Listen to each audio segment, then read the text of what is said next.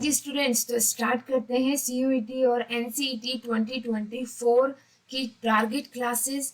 आज की इस क्लास में हम लोग डिस्कस करने वाले हैं बायोलॉजी सिलेबस को। अब आप में से कई लोग सोच रहे होंगे, मैम दो दो एग्जाम के सिलेबस आप एक वीडियो में कैसे डिस्कस कर रहे हैं।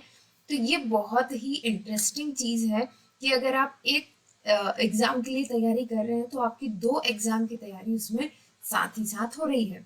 ठीक है, ऐसा क्यों? क्योंकि सीयूईटी और एनसीईटी दोनों एग्जाम के सिलेबस कंप्लीटली सेम है।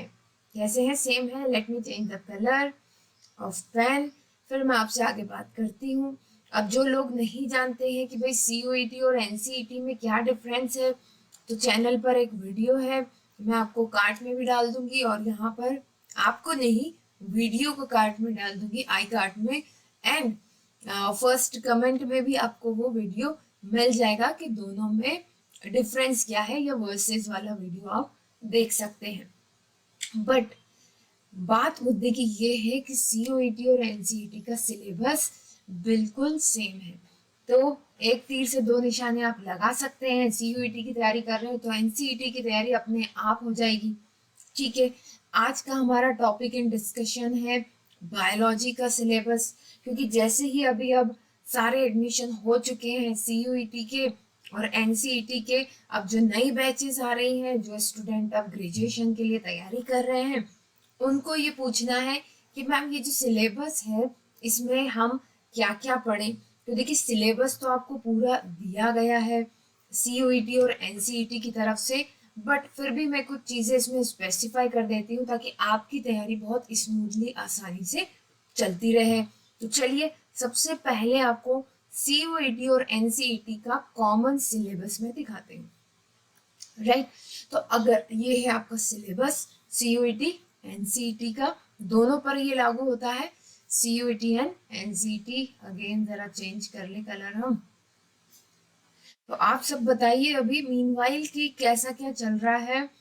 क्या फिर से अगले साल सीयूईटी की तैयारी है, एनसीईटी की तैयारी है, या एडमिशन लेकर के जिस कॉलेज में मिल गया है वहाँ खुश है?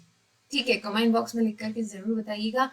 अभी बात करते हैं, देखिए जिन भी लोगों ने 12th में, है ना, बायोलॉजी, बायोलॉजिकल साइंस, बायोटेक्नोलॉजी या फिर बायोकेमिस्ट्री सब्जेक्ट लेकर के पढ़ाई की है और इसी फील्ड में अपना फ्यूचर देखते हैं, इसी फील्ड से ग्रेजुएशन करना चाहते हैं, तो उन सभी लोगों के लिए ये सिलेबस बायोलॉजी का लागू होगा, मैंडेटरी होगा।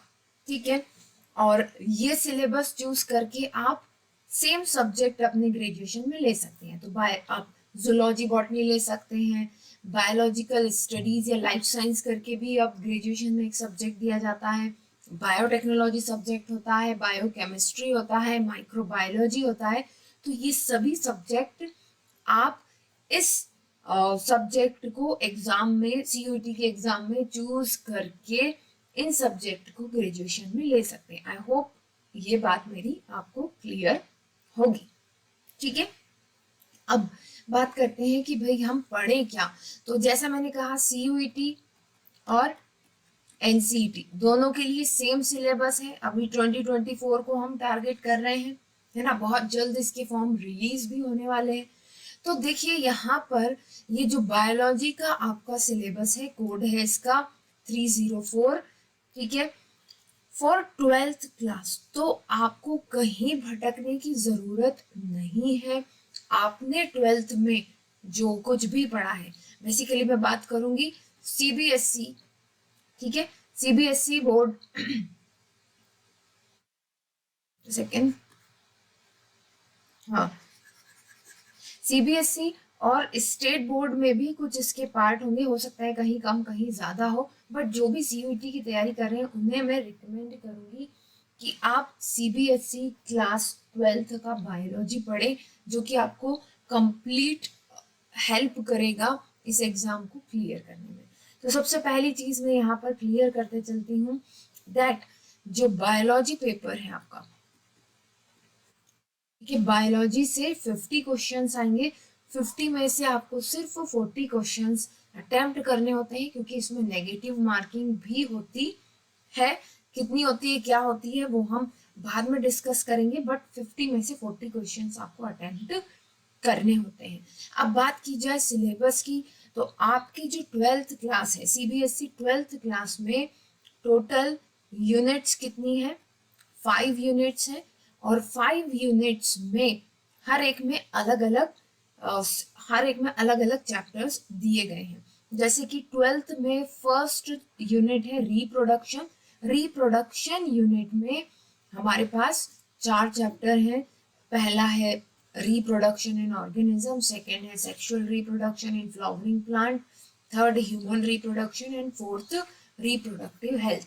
तो 12th की यूनिट 1 जो कि रिप्रोडक्शन है, उसके चारों चैप्टर आपको कंप्लीट करने हैं। सिमिलरली सेकेंड यूनिट आपकी जेनेटिक्स एंड इवोल्यूशन से रिलेटेड है। आपके 12th में भी आपकी सेकेंड यूनिट ही है, जो सीयूईटी और एनसीईटी के सिलेबस में आ रही है। पहला चैप्टर आपका वहाँ हो जाता है heredity and variation, molecular basis of inheritance and evolution. तो ये 3 चैप्टर आते हैं यूनिट 3 में। तो इसे हम ले लेते हैं 6, 7 और 8। ठीक है। फिर इसके बाद आपका बायोलॉजी थर्ड यूनिट आती है 12th में भी, और सीयूईटी एनसीईटी के सिलेबस में भी। यहाँ पर आपको health and diseases, improvement in food production, microbes in human welfare, इसके 3 सब यूनिट्स हैं, मतलब कि 3 चैप्टर आते हैं इसमें। तो 9, 10 और 11। ठीक है, ओके। इसके बाद बायोटेक्नोलॉजी, ये आपकी 4th यूनिट होती है।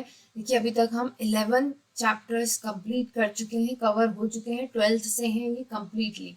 इसके बाद 12th और 13th जो कि biotechnology and application, complete syllabus of 12th। ठीक है। उसके बाद इकोलॉजी एंड इन्वायरमेंट, इसमें अगेन 4 सब सेक्शंस दिए हुए हैं।